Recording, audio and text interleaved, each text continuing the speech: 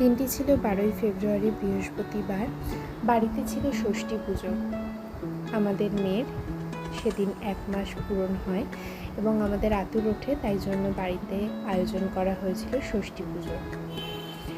এখন এই ভিডিওটা দেখে অনেকেরই মনে হতে পারে যে হঠাৎ করে এরকম একটা ভিডিও নিয়ে হয়ে গেছে।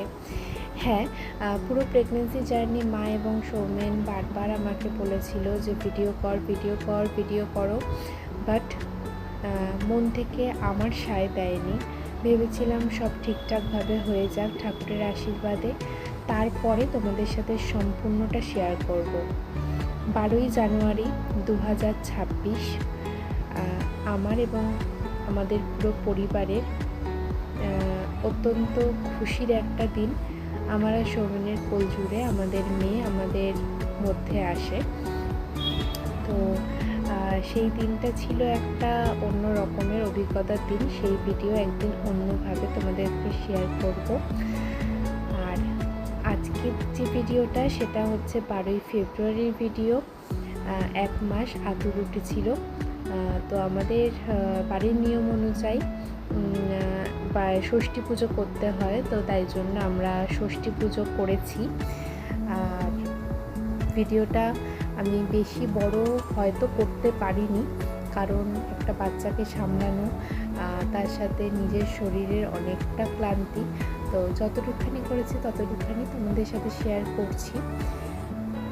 আশা করছি তোমাদের ভালো লাগবে। তো পুজো হয়ে যাওয়ার পর অঞ্জলি দিয়েছিলাম, তো সেই সময় আর ভিডিও করা হয়নি।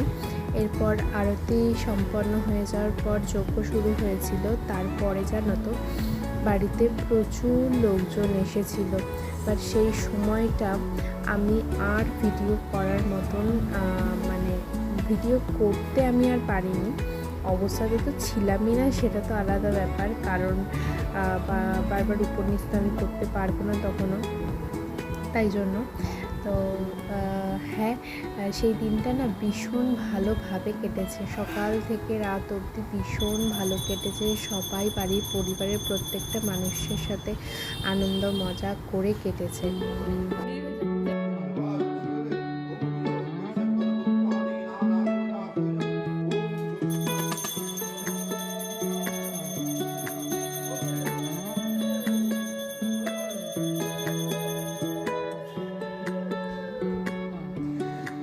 আরতি হয়ে যাওয়ার পরে এবার পালা যজ্ঞের।